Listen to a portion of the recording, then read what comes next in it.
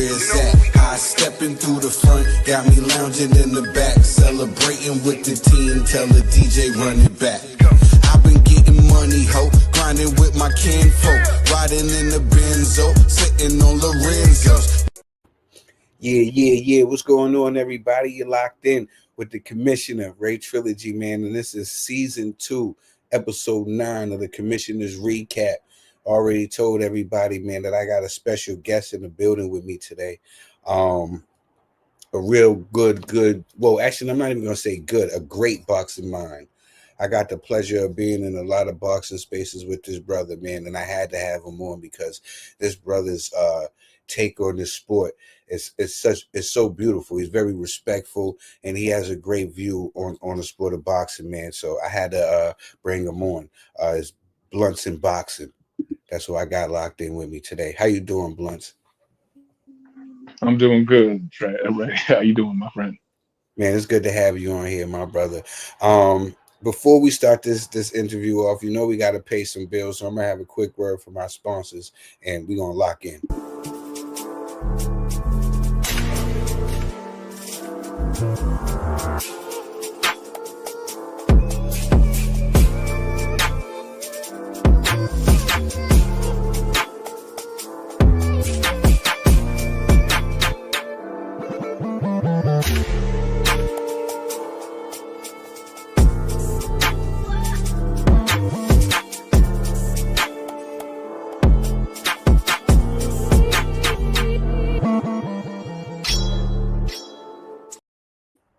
Yeah. I'm back in. We locked in with Blunts in Boxing.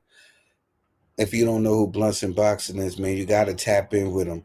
You got to tap in with him on X. You got to join one of his spaces and get familiar because, like I was just saying before, this brother is a great boxer, man. He has a great boxing mind, man. So I had to just sit down and chop it up with him, man. First of all, Blunts, I got one big question right off the rip. When did you get the boxing bug? Excuse me. Meaning, how did you get into the sport and become a fan?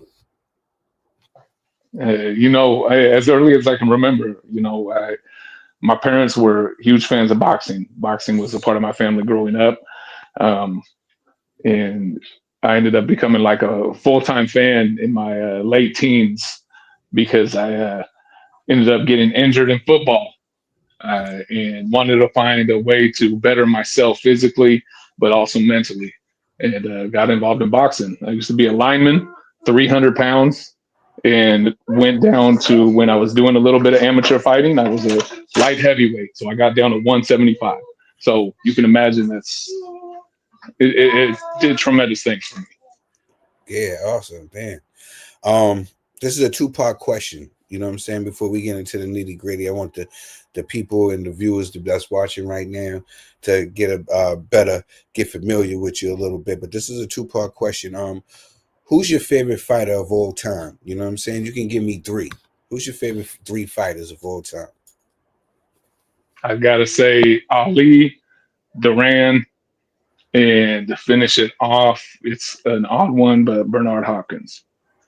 Oh yeah, I'm not mad at that. The executioner. You know what I'm saying? Current. Who's your 3 current can't miss fighters to watch? Got to be, Crawford, Inoue, and Usyk. Those, top 3 pound for pound fighters in the world. You can't miss them. Yeah, you can't go wrong with that. We're going to jump right in. We're going to talk about what everybody's been talking about. I know you're probably tired about talking about it because I know you had the space earlier that I was fortunate enough to join. You know what I mean? Shout out to everybody that was in there, man. You had some dope people in the chat today, man. Bow. Let's talk about it. But before we dive into that, I want to ask you, did you get a chance to check the Vito Melnicki Jr. fight? Unfortunately, I missed that one. I unfortunately had to work during the card. So when I got off, I was lucky. It was the beginning of the Mason card. So I literally ran home, turned on the TV, and that's when I was able to jump in. Okay, yeah. I was saying, like, a lot of people wasn't talking about it. A lot of people, I was just wondering, do you think Melnicki could be a star? Do you think he got what it takes, or can he make a mark in this sport?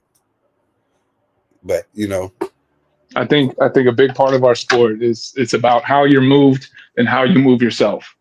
So, and this is for everybody, because there's always been individuals that I don't think would have been stars, and they turned into stars in this sport. Yeah, definitely. We're gonna dive right in it. So as you said, as soon as you ran home, the first fight you seen was the Dula Mason and Sam Notes, right? What you think of the fight? I think it was a fantastic fight. I think it answered a lot of questions for us boxing fans if we were wondering where Mason was going, where Noakes was going. These are two guys that, in my opinion, still had a big, question mark pertaining to what is the extent of these two's future. And I think in this fight, they showed that both of them are world championship level fighters. They brought such a tremendous fight, both of them. Yeah. It was a good fight. I thought that Abdullah Mason, he pulled it through. It was a tough fight. To me, it was the fight of the night. I think it was the fight of the night. Congratulations to Abdullah Mason, 21 years old. Is the youngest champion in boxing right now. Would you like to see a rematch to that fight? I would actually be happy with the rematch. And you're the first person that I think that heard bring that up, because it was such a tremendous fight. It was the fight of the night. And in my opinion, I think both of them would grow from a rematch against each other, because that fight, I think, had all of us at the edge of our seats and waiting for the next fight. We need more fights like this. Yeah, it was really a good fight. I wanted to see that again. Bam versus Martinez. Your breakdown of that fight. We all know that Bam is just amazing, so what do you think about that fight? Bam. So, Ray, I think we are watching a future Hall of Famer. I mean, a current Hall of Famer. And what we saw, I think, was evidence of that being. I constantly want to reiterate this. Puma, when he beat Ioka, was being widely considered a top 10 pound for pound fighter. Puma beat Ioka in a tremendous fight. And then we get to see Bam end up doing what he did. And what we saw, in my opinion, is exactly what you want to see from a growing star in the sport, especially a young growing star, because he's only 25 years old and he's dispatching these great fighters. I'm not saying good fighters, I'm saying great. Puma is a great fighter. Kafu, great fighter. We have, I believe, currently a future top 3 pound for pound fighter by the time we hit 2030. We're watching him right now. Everything you just said, Blunts, I totally agree with you. I totally agree with you 100%. Why do you think Bam is not a superstar like that? Why do you think that he doesn't get like the buzz like that? Why the Mexican fans to me don't seem like they're behind him like other Mexican fighters? Or what is it? Like what is it about Bam? Because Bam should be like their guy. Canelo was out the way. Is actually, he's on his way out, he should be their guy. He should be a superstar. He should, and he should be a star with Mexican Americans, considering he's born and raised in Texas. Yes. So he should have the support of the Mexican culture, and I don't mean just Mexican, I mean Mexican American.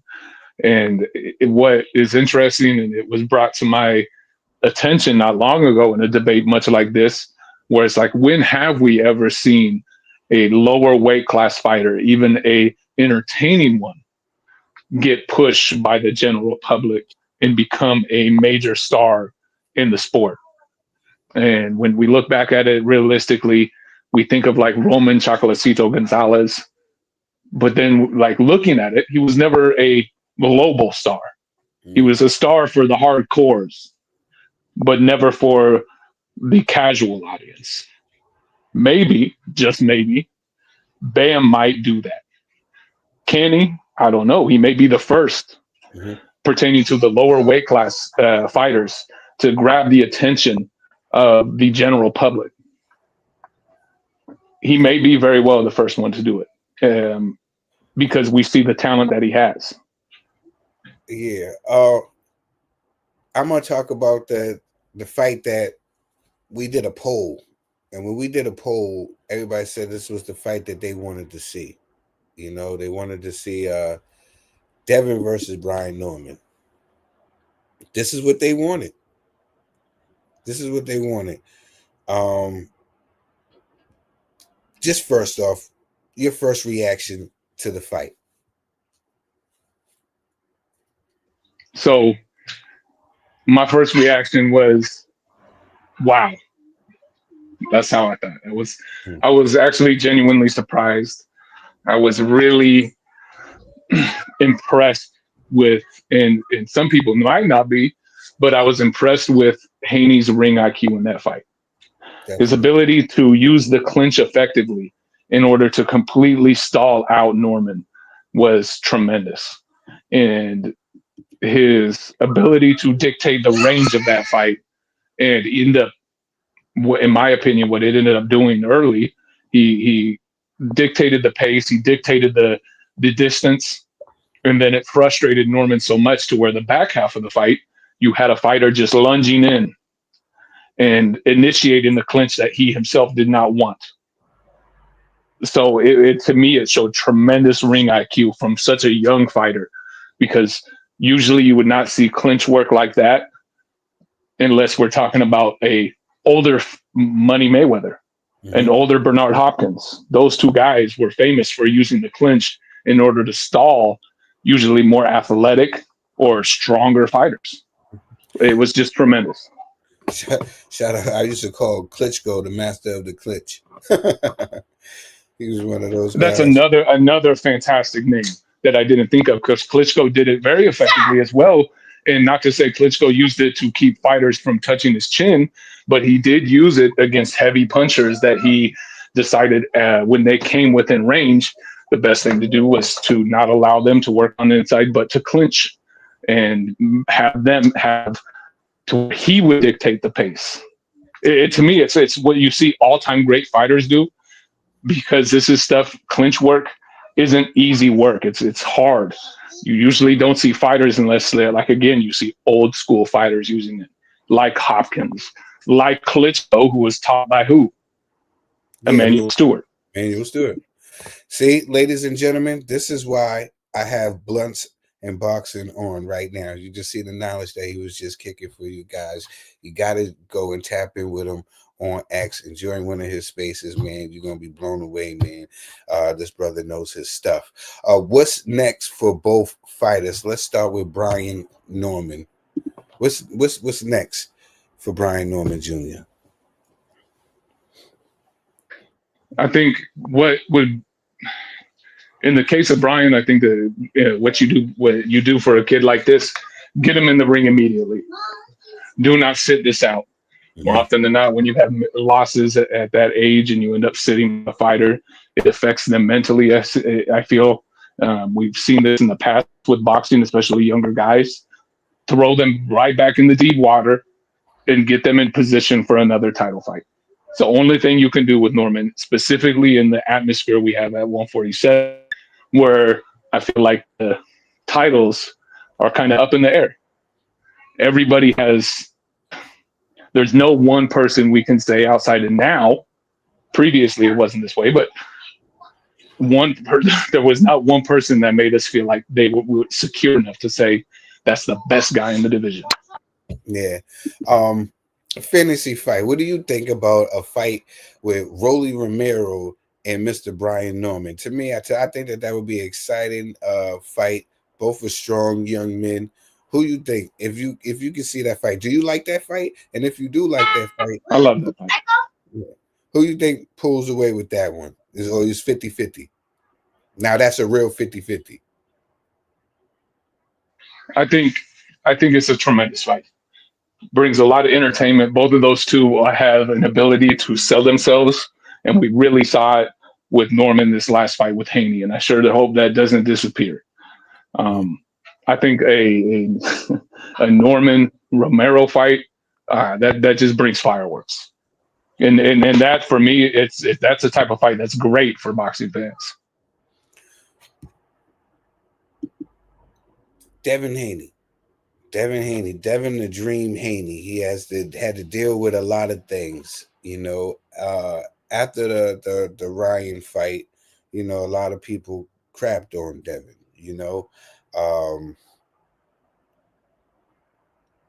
Certain moves that he made probably turned people away from Devin. A lot of people was like, "Yo, they didn't look at it a certain way. They looked at it like instead of getting get back, hopping in the ring with him, you went and filed these lawsuits and stuff like that.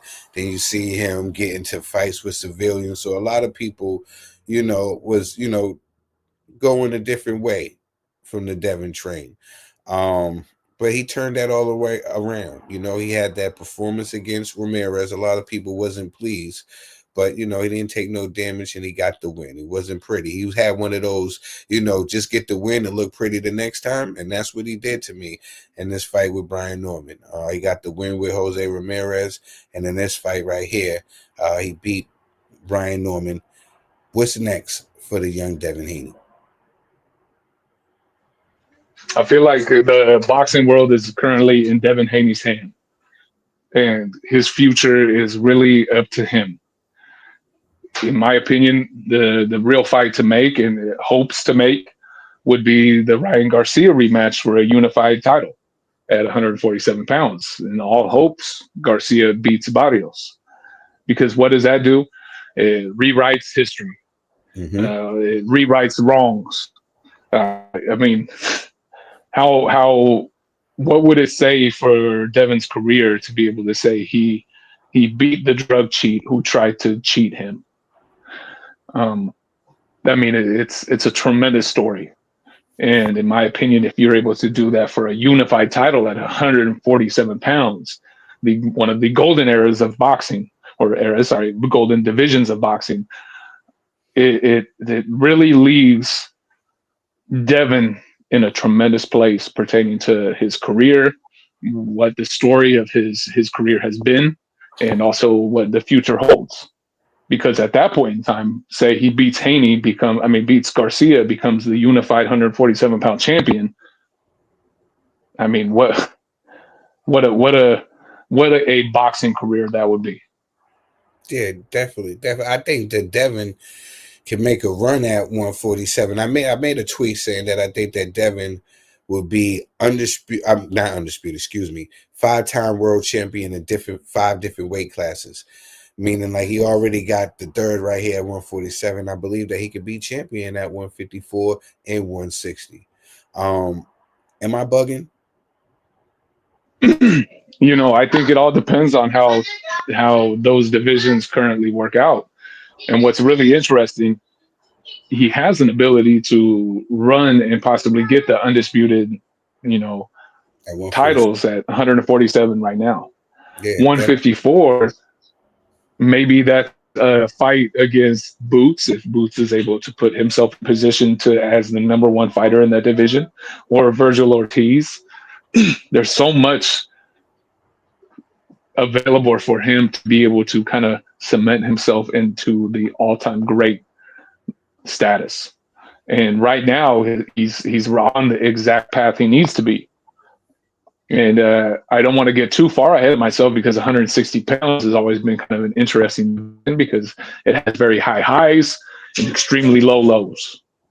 Yeah. So it's hard to say about 160 pounds. But 154, if he's able to clear out 147 and then move to 154, when 154 is still looking very good, and wins and beats the number 1, number 2 guy, I mean, my goodness, right? We're talking about a generational talent.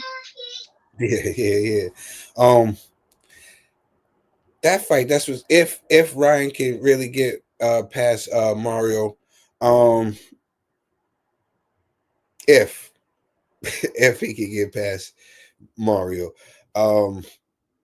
That setup to get that fight. You gotta explain to me. You gotta explain to me and our viewers. Shout out to everybody that's locked in with us right now. I really appreciate it. Why does Ryan keep getting these chances? Is it just because he's just famous? Is he got the fanfare and he puts the butts in the seats? Is that just really what it is? Shouldn't he have to start back over? Like, why is he just lost to Rolly? Why is he getting a title shot? You know, we already I think rewarded popularity sells in our sport, right? And it kills me because of the fact that you will see individuals literally climb up the ladder and take every step needed in order to get themselves in position for a title. And you'll find somebody who just happens to be more popular than them take that shot, that deserved shot from them. And not just that, in Ryan's case, and I hate to say it, but do we have a more undeserved fighter in the sports history given these type of title shots after another after another after doing where coming in being unprofessional and then having history right now, controversy, that's what I would rather say, and then also his public view. It's not good. And what is boxing doing by giving an individual like this more and more opportunities at greatness? What it does is it makes the sport look like a sham to the casual audience. Yeah, It's disgusting. a circus. All in all, we talked about each fight. All in all, what do you think about the whole card? Like, what do you think about this whole card? Did it live up to the expectations that you had? In my opinion, I think when you look at it, this card did better than the greatest card in the last century. I believe that's what they named the last crescendo, right? It was the greatest card in boxing history. In my opinion, the Ring 5, the one we just had on Saturday, excelled that and did so by a long shot. Yeah, We got to see a fantastic card full of fantastic all-time great talent. And I say this by saying we have the opportunity to watch 3 young Hall of Famers fight in their prime. And all 3 of them put on a tremendous show. Yeah. The main event, the main event,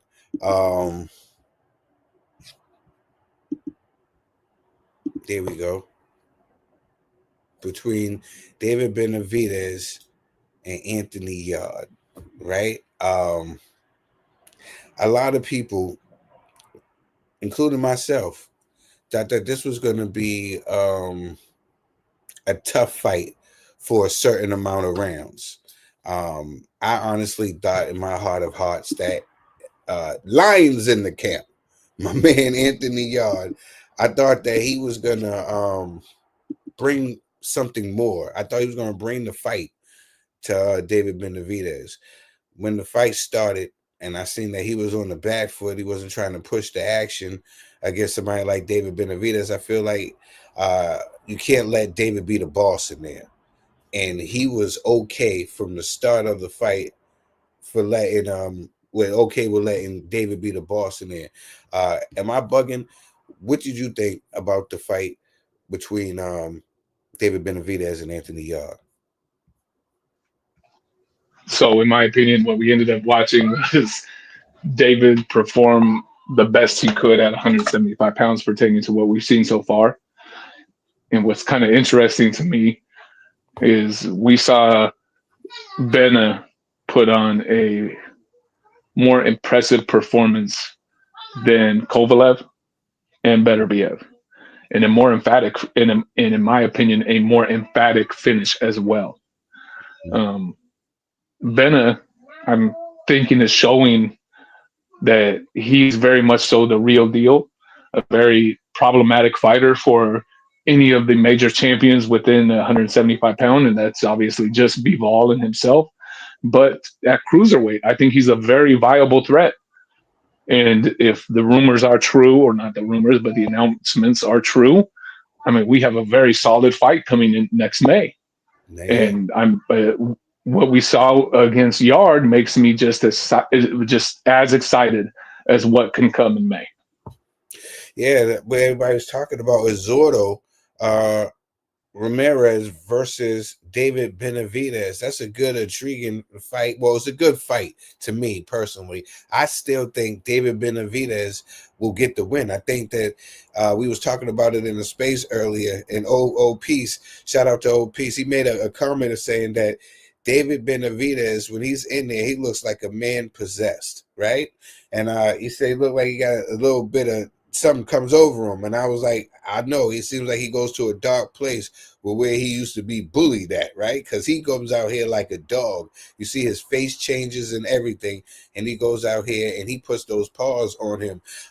Do you think that the reason he couldn't get these other fights at 175 has anything to do with that? Just what I said, he's just a monster in there, and people don't feel like it's worth the risk. I think what you said was was funny, because I think that very much so could be it. When you said he looks like he's looking at his old bully in the ring. It's almost like that, right? When you see his face, it's almost, this guy is the definition of a gladiator. He's almost looking down upon this possible punishment or whatever, and looking at it with respect and vigor, and ready to get, to jump into the depths of the ring and try to put his body and his soul and everything on the line. I mean, the guy is what I think every major or real boxing fan wants in a fighter, a gladiator. And that's what Bena keeps showing us he is. Yeah, definitely. This was an amazing card, right? People are trying to say this is going to probably be the last big card of the year, but you and I both know there's another big card that's coming up, and it's coming up on December 6th. This is the card that I'm talking about right here. It's Pitbull versus Lamont Roach. Pitbull Cruz versus Lamont Roach. Roach is coming off of a great high. He had a draw with Gervonta Tate Davis. Many people thought that he won that fight, but it was a draw. So, he got a lot of fans off of that. A lot of people want to come and support and see him fight. Our next big card is December 6th. Early prediction time. Let me know who you got real fast. There's 7 good fights on the card. I'm just going to mention 4, but I want to ask before we start. Are you excited for the return of Frank Martin? Yes, I am. I always love late starter stories in boxing, so I'm extremely excited to see what he does coming back from that loss. Yeah, I thought it was too much too soon. Like Tank said himself, I felt like the young man, it was just too much too soon. But kudos to Frank Martin. I can't wait to see him again. Jose, so not to interrupt, but he could have, and I hope, looking back in boxing history, and for my generation, Sergio Martinez started very late, 22 years old, and famously, the Argentinian, yes, the guy jumped into the deep water almost like we saw with Frank when he fought Antonio Margarito at 154 pounds, got finished by Margarito. Yeah, he lost that. And then look what Sergio does later. Yeah. Look what Sergio does later because of dedication. Yeah, I don't even count that loss because we don't know what homie was doing. We don't know what Margarito was doing. So I don't even count none of that. I don't give him no credit for none of those wins, those Antonio Margarito wins, because we don't know when he started using those passive appearance and stuff like that in his gloves. So Sergio would have beat him. We never know. But shout out to Sergio Martinez. He had one of the, if people don't know, go back and look. He had one of the greatest knockouts of a good fighter at the time, Paul Williams. He cracked him. He cracked him. It was actually, they had 2 fights. and he was like he was gonna make sure that everybody knew that he was the real winner. You gotta go and check that out once I had the opportunity. Jose Ramos Jr. versus Sugar Shane Mosley Jr. What do you think about that fight? And who do you got, Blunts? I got Ramos. I just I love. It's been a pleasure to watch Little Shane. Little Shane in the ring. It's just I think he will unfortunately be a lifelong contender. Yeah, it's good seeing Little Shane in the ring too, and he wanted to do it his own way without, getting no help and no backing and stuff like that, man. So you got to respect him, and he was able to get a couple And of. he never did. He never did. Yeah. So I got to respect him, and he had a good win over Gabriel Rosado. Everybody was thinking that he was going to lose that fight. And he went in there and he, showed he had something in there and he got that win. So shout out to Little Shane, man. And he's still going. This is going to be a tough fight for him. This is going to be a tough fight for him. I remember when he went up against Brandon Adams in that Contender Series. And shout out to Brandon Adams, man. I'm waiting to when he's going to get another shot. He's at 154 as well. And there's some guys there. I was thinking and he's ranked number 8 with the ring or something, number 7 to 8. So I like to see Brandon Adams in the mix. I think Brandon, we will see be the first junior middleweight or middleweight, depending on how they run things, but the first junior middleweight TKO champion. I do believe that's happening for Brandon. Yeah, man. I have to shout out to Brandon. He deserves a shot and get the cameras on him. He's a good guy. This is a fight that I was really looking forward to, and I'm very intrigued about O'Shaquie Foster versus Stephen Fulton. I think that's really going to probably steal the show. I think that fight right there is going to steal the show. I'm not going to lie to you, Blunts. I haven't picked a winner yet. I like both guys. I like both guys a lot. I think both guys are talented. It's just, the only question is the size. You know what I'm saying? Will Fulton be able to, moving up in weight to challenge him? Can he deal with the size? That's the only thing I can think of right now. I gotta get more closer to the fight and dive in. Tell me, do you have any thoughts on this fight on how it's going to play out? Yeah, actually, I think Fulton is going to get this one. I think Fulton, he's just a little bit stronger, more well-rounded, has a better boxing IQ. I think Shock, because being a little bit of a late starter, he has a little bit more room for growth, I think is the best term for it. But the issue is Shock finds himself where I feel like he thinks too much in the ring and he throws too little. Yeah. And that's going to be for Fulton to take advantage of. Yeah, he's definitely going to have to fight different going against Stephen Fulton.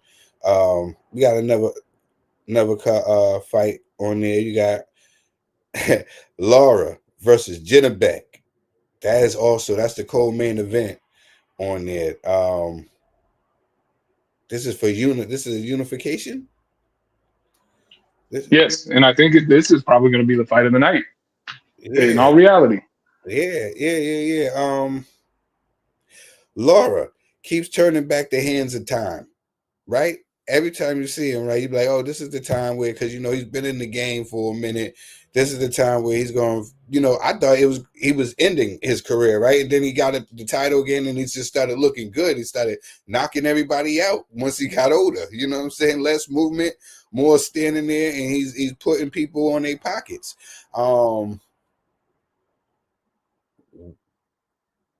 What is going on with Laura? I don't know. Is it he's rejuvenated his career over and over again? How do you think this fight plays out? Do you think now Father Time, or do you think he'll end up putting it back on his pockets?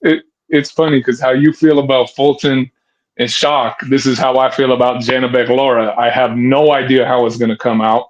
And as you stated, it's like, what kind of version are we going to get of Laura? Laura, being that tactician that he was or can be, may be able to actually outbox the bigger Janabek. how well is he going to do?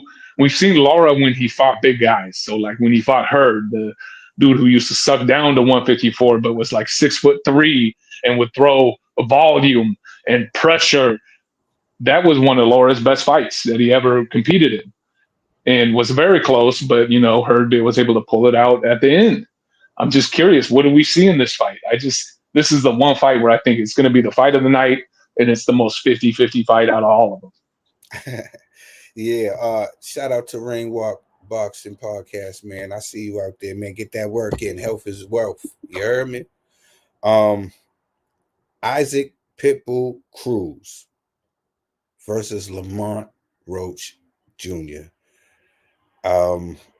Lamont has had a lot of fanfare after getting that draw with Tank, right? And Isaac Pitbull Cruz, I believe, became a star after that loss to Tank. People seen how hard he fought, and he gave them so much trouble when they thought that Tank would just get him out of there. Excuse me. Who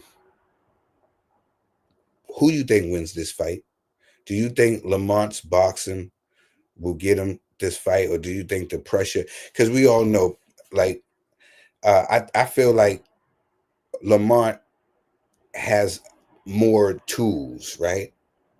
But Pitbull Cruz is just good at that one thing. He only does one thing, but he is good at that one thing. Tell me, Blunts, who you think wins this fight? And do you think this is going to be a good fight?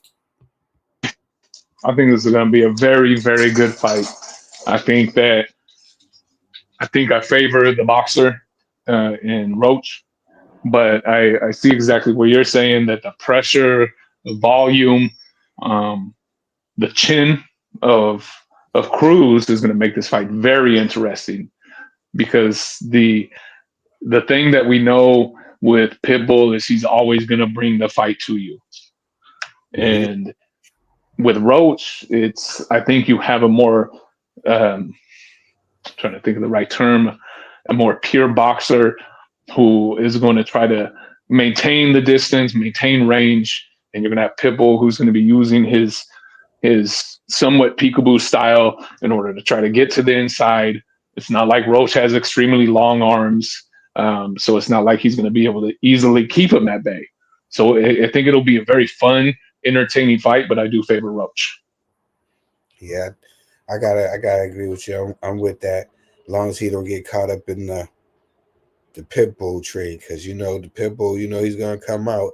And both these guys claim to fame happen to be this man right here, Gervonta Tank Davis. He seemed at one point to have the world in his hands, the boxing world in his hands at one point in time.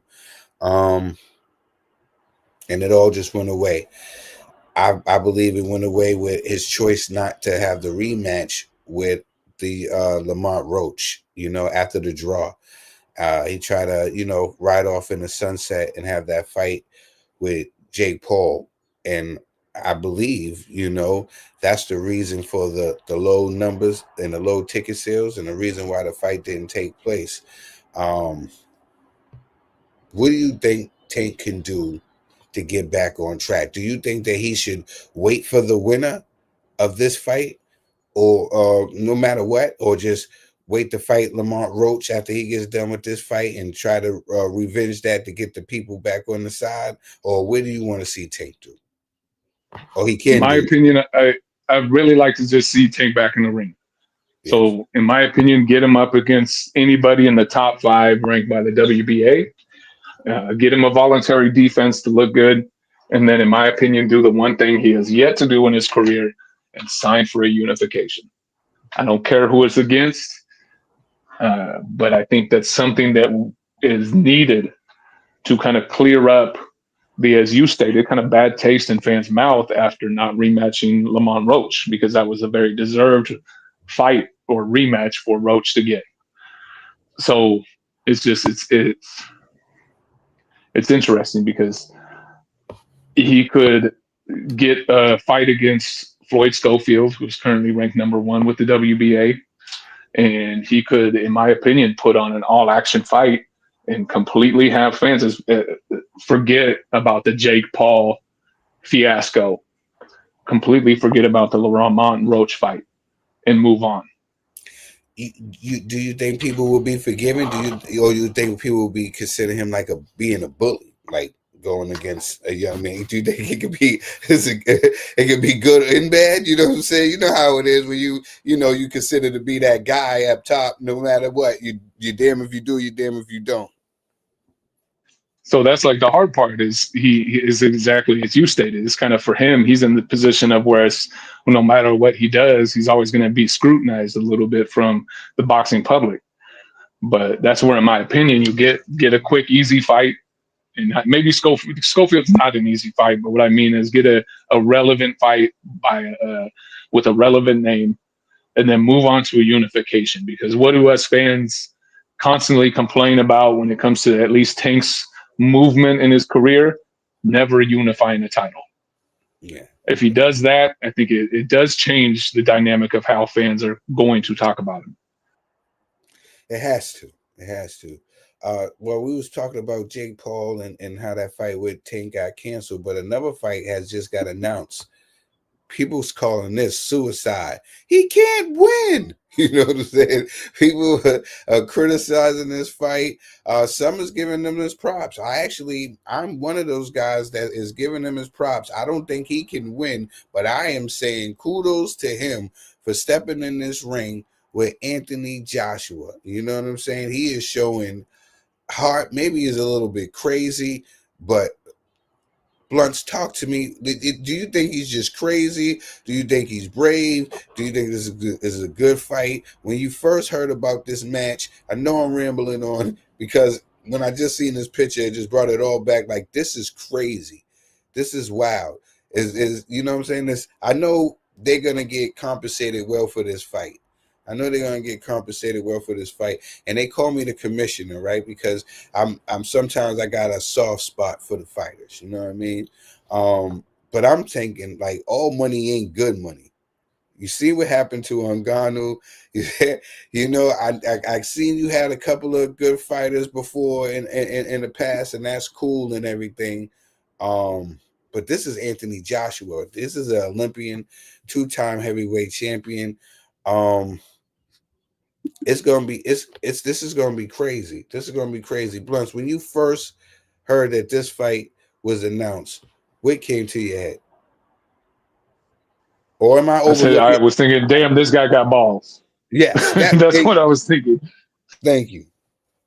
That's the same thing I was thinking. Like, I think as you stated, you kind of got to give Jake his flowers for the fact that he's actually taking this big of a risk.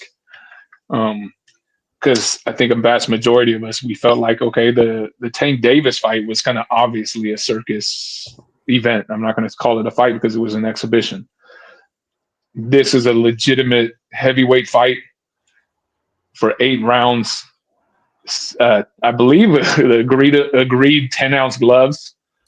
This is just, to me, it's hearing about this is just wild, and it's just like, wow, okay, maybe this is Jake's like farewell fight of his like boxing career, but no better way out of boxing than taking on, like you said, the former unified heavyweight champion, the former gold medalist. Why not? this is gonna be a real crazy one. AJ versus Jake Paul is no secret, cause exact. It will be like Mike Tyson versus Michael Spinks. You can't blink. I hear you. But a lot of people, I was having a conversation with my man E-Money Bags from Crossroads Boxing, my man Eric. And we was chopping it up. And he was saying about the knockout. He was talking about the knockout. Like, he said he don't think that Jake is going to get knocked out like Ngannou. He think that the ref is going to step in as soon as Jake get hurt. We're not going to see nothing like that. It's not going to be nothing like that. What do you think, Blunt? You think he's going to be protected in there, or no? This is boxing, and he signed. I think we're talking Florida boxing, the Florida State Athletic Commission.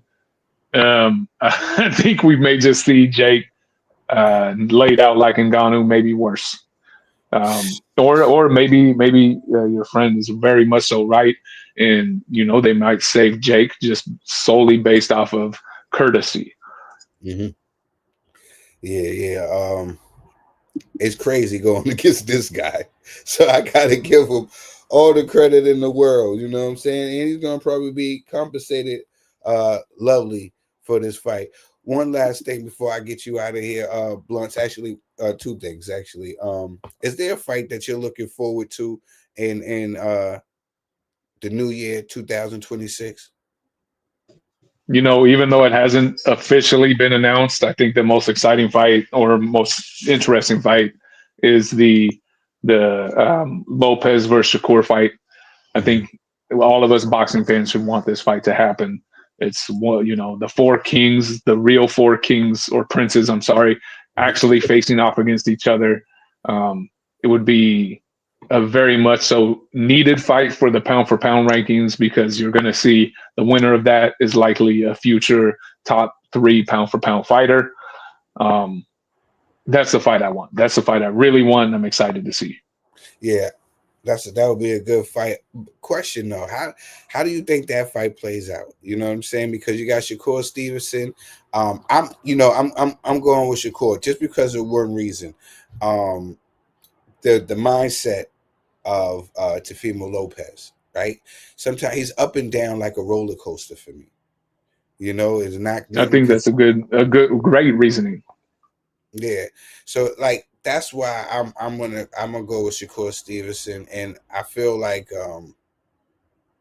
he's already saying things to me like even if this fight happens, he's already conceding, mentioning other fights, mentioning going to 147 and teetering on that, like letting people know, like, well, if I do lose this fight, it's because I was at this weight for too long, or I was, you know what I'm saying?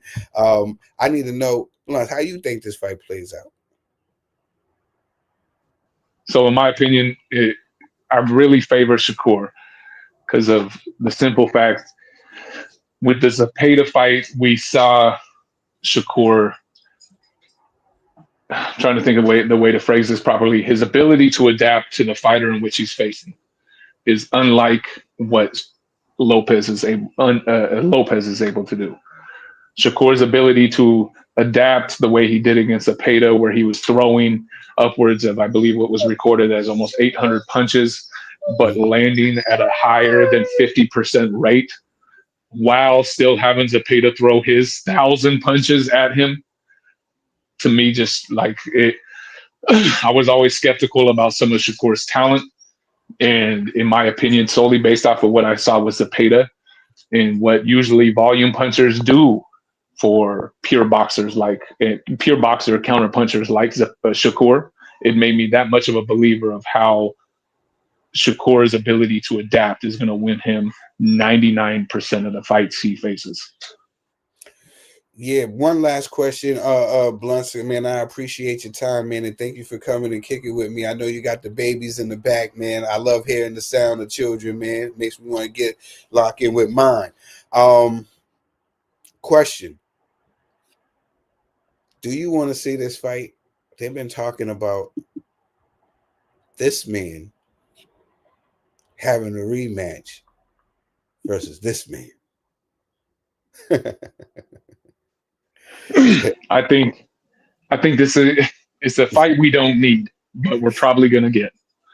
I think the narrative for this fight is probably going to push more towards the aspect of, can Crawford emphatically win?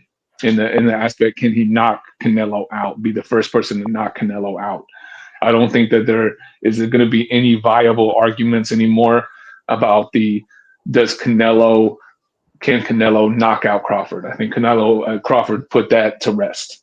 He put on such a tremendous performance and looked so solid at that weight class while taking big hits. It's again a fight we don't need, but we're probably going to get. Yeah, that's because Canelo has got that rematch clause in there, and he's going to activate it because he's going to try to get a big payday. He wants a big payday, and I think both guys deserve a big payday. And I think after this, hopefully both guys will ride off in the sunset. Maybe Terrence Crawford, but I do think that TC, if he wanted to continue, Turkey Al Sheik would give him another bag to go up there and try to become champion at 160 because he likes TC. You know, shout out to Turkey Al Sheik. But for Canelo Alvarez, I think if he, you know, he loses this fight to Terrence Crawford, which I think he will. I think he's you know, he's young, but he's old. You know, Canelo's been around the sport for a long time. Started fighting when he was 15, professional when he was 15. You know, he's been in there with some tough guys, some bigger guys, and he's been in some wars. You know, so I think it's time for him, you know, to call it quits. But after this fight, you know, he gets a payday. I think it will be good to go to Mexico and just say goodbye, have a goodbye, farewell fight. And hopefully they'll give him a nice opponent so he can look good up against. But that's it. I just think that's it for these guys. Am I bugging, or do you see more? These guys got more to give. So I think you laid it out there perfectly. I think after this fight, if everything goes into place for Janabek to possibly go undisputed at 160, that or even have 3 of the 4 titles and become lineal champ. I think that is the fight for Crawford post Canelo rematch. Mm-hmm. For Canelo, I think if Crawford moves back down, relinquishes his title, I think if Mbili is successful against Munguia, there's your Mexico goodbye fight. Yeah. Mbili, Canelo in Mexico City. Do it at the auditorium or the arena. Try to outsell Chavez. There you go. Awesome. Once again, Blunts, man, I want to thank you so much, man, for joining me on the show, man. It was a pleasure to have you on. I've been trying to get you on for a minute because, like I said before, I respect your boxing mind. You have a great boxing mind. And not only that, man, you're actually a great person as well. Very respectful. You demand respect and you get respect, man. And people, you got to tap in with them. Blunts, please tell the people where they can reach you at. At Blunts and Boxing on Twitter. We do a space every Monday called the Weekly Wrap Up, and we just talk about pretty much all of the news that had cycled through the week for boxing, the fights that had previously occurred on the Saturday before, and make our picks for the next fights. Yeah. You got to tap in. And Rae, man, I got to say, I appreciate you. You were one of the most genuine people we got in the boxing community. So I truly appreciate you. And thank you for letting me on and speaking about the sport I love so much. Nah, my brother, you're one of them ones, my brother, and I respect you from the heart. Thank you once again for coming on, and hopefully we get to chop it up again on the Commissioner's Recap. And you know I'm going to be joining y'all spaces. And make sure y'all go to @Blunts and Boxing right now, and you tap in with him, and you follow him right now on X right now. That's the bro, and you join one of his spaces. Thank you once again, my brother, from the heart. It really means so much. I appreciate you. Thank you for coming through. I appreciate you.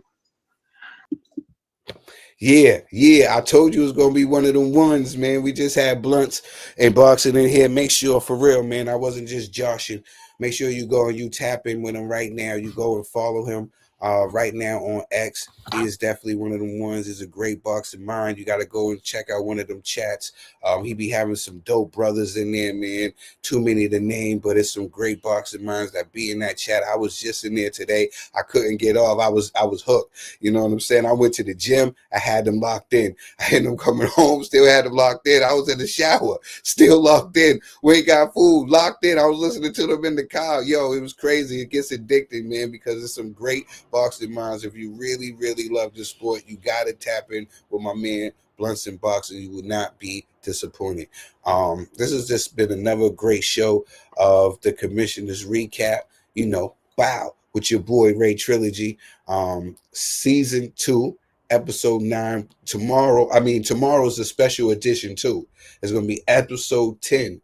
You know, and my season finale. I'm banging it out back to back. I got a dope guest coming through as well. It's the Commissioner's Recap, man. And once again, if you didn't catch my show with the classy word, Mr. Neutral, you got to go check it out. It's on the IBOXING Hub channel.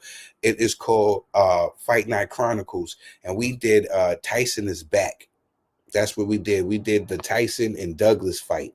You got to go check that out when you get a chance.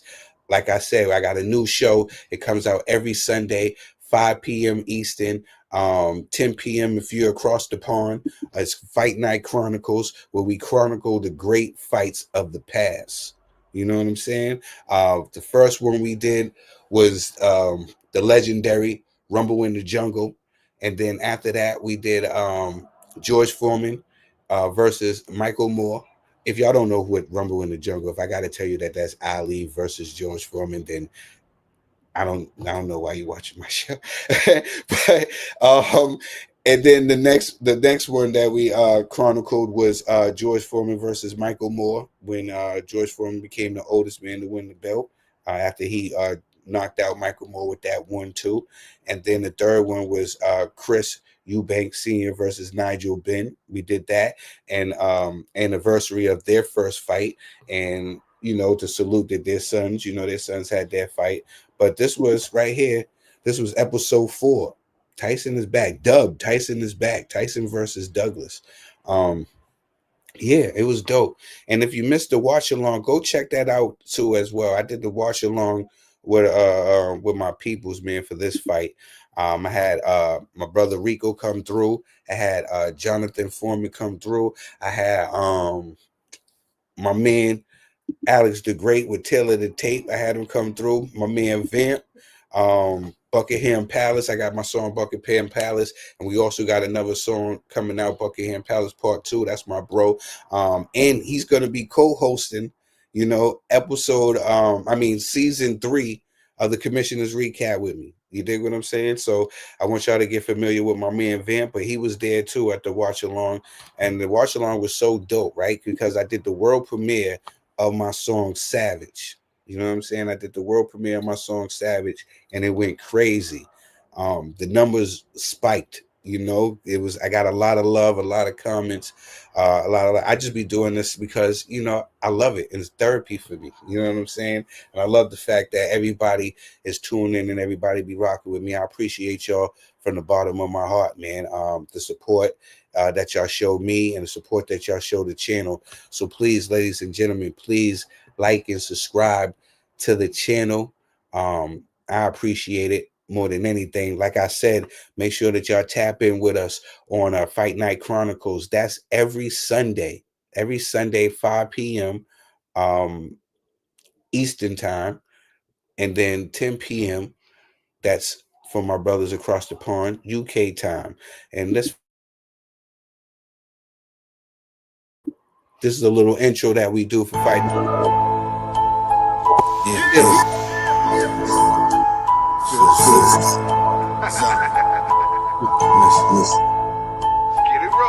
This old man, he don't run, he play take that 100-round drum. Yeah. So when y'all see that intro, you're watching Fight Night Chronicles. Once again, everybody, thank you from the bottom of my heart for tuning in, man. Like, listen, man, you just tuning in with a brother that just loves boxing. And I appreciate all of y'all for taking the time out just to kick it with me, man. It means more than you will ever know. Please like and subscribe. And I'm going to leave y'all with this. We out of here. Yeah.